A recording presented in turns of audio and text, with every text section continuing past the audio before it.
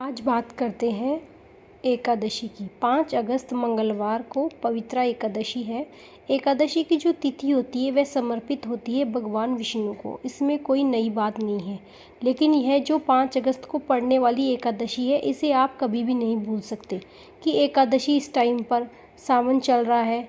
यह हरियाली एकादशी है। दूसरा, इस वक्त भगवान विष्णु योग निद्रा में है।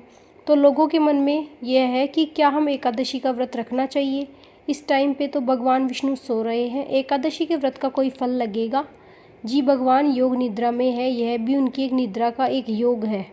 यह भी एक उनकी जो है एक भक्ति है, उनका हमारे प्रति जो है एक भावना है, जिसे कृष्ण जी कहते हैं लीला है।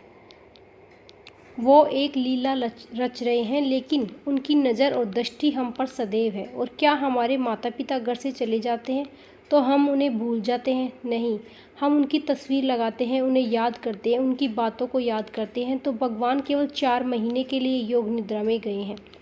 तो आपको इस हरियाली एकादशी का व्रत जरूर रखना चाहिए, क्योंकि आपके मन तन को पवित्र करती है। संतान प्राप्ति के लिए बहुत ही खूबसूरत है और यह आपकी झोली भरती है और आपके जीवन में, आपके आंगन में बच्चों की किलकारियाँ गूंजने लगती हैं। तो पवित्रता एकादशी का व्रत आपके जीवन के अंदर सारे सुख, वैभव, यश आपको देता है और लक्ष्मी नारायण की कृपा आप पर बरसी है। तो आपको पता है कि 9 अगस्त को सावन ख़त्म होने जा रहा है और सावन पुत्रदा एकादशी जो है वो है 5 अगस्त की। और साथ ही साथ सावन तो चल ही रहा है और ये मंगल का साल है, मंगलवार का दिन है। हनुमान जी की जमकर पूजा करेंगे। आज हनुमान जी को आप खुश करेंगे, याद रखिए, क्योंकि मंगल का यह साल है और मंगल का साल हमें आराधना करते रहना है। आपको बता दें कि बहुत ही खास होती है यह एकादशी, और इस एकादशी पे मोक्ष की प्राप्ति होती है व्रत रखने से, दान करने से। और 5 अगस्त को यह एकादशी बहुत सारे शुभ संयोग लेके आ रही है, क्योंकि 5 अगस्त को आप इसका व्रत रखना है और आप 4 अगस्त से ही बहुत अच्छा हो कि चावल खाना बंद कर दें, अन्न कम खाएं। माना जाता है कि दान पुण्य करने से, कठोर तपस्या करने से जो फल मिलता है उतना ही फल पवित्रता एकादशी पर व्रत रखने से मिलता है। वैवाहिक जीवन में आपके क्लेश अगर चल रहा है तो वह क्लेश खत्म हो जाता है और जीवन में सुख समृद्धि आती है। सावन के महीने में पड़ने वाली एकादशी व्रत का महत्व ज़्यादा बढ़ जाता है, क्योंकि इस टाइम पर आप दान पुण्य, खासकर आपको पेड़ पौधे जरूर लगाने चाहिए। कौन सा एक पेड़ आप जो लगा सकते हैं, मंगल आपका अच्छा हो जाए, तो आज आप एक नीम का पेड़ कहीं भी घर के आसपास जरूर लगाइए। सुबह जल्दी उठिए और भगवान विष्णु की पूजा कीजिए। संकल्प कीजिए कि आज आप उनकी पूजा करेंगे। उनकी प्रतिमा को पंचामृत से स्नान करवाइए, शुद्ध घी का दीपक जलाइए, उनके सामने फूल, फल, मेवा अर्पित करें, उनकी कथा पढ़िए, विष्णु सहस्त्र नाम का पाठ करिए और आप भगवान को तुलसी दल भी अर्पण करें, जो आप एक दिन पहले ही तोड़ लें। तुलसी पर भी शाम के टाइम पे दिया जरूर जलाएं। तुलसी की परिक्रमा जरूर करें। आपको आज के दिन ब्राह्मण को भोजन कराना चाहिए। भोजन कराने में समर्थ ना हो तो उन्हें दक्षिणा तो जरूर देनी चाहिए और फिर अपना भोजन ग्रहण करना चाहिए, खोलना चाहिए व्रत। माना जाता है कि इस दिन जरूरतमंद व्यक्तियों को वस्त्र और खासकर छतरी देने से अपने घर का सपना पूरा होता है। इस दिन आपको लहसुन, प्याज नहीं खाना चाहिए। किसी के प्रति मन में बुरे विचार नहीं लाने चाहिए। जो लोग व्रत नहीं रख सकते वह कम से कम चावल का सेवन तो ना ही करें।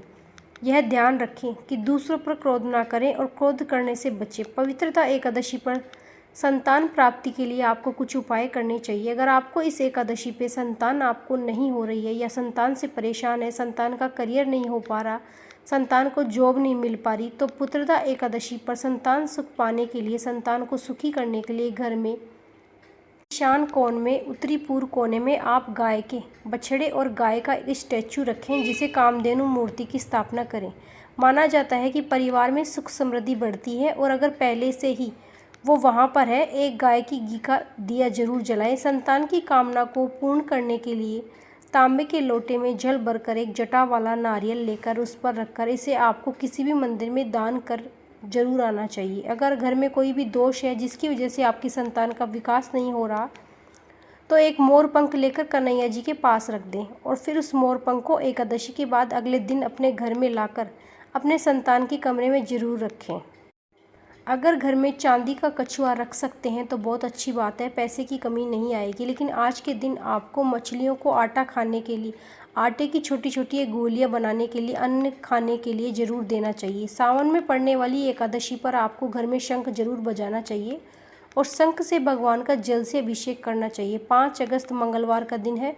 हनुमान जी की पूजा तो करेंगे, साथ में हनुमान जी के मंदिर में भी उन्हें तुलसी की माला अर्पण जरूर करें।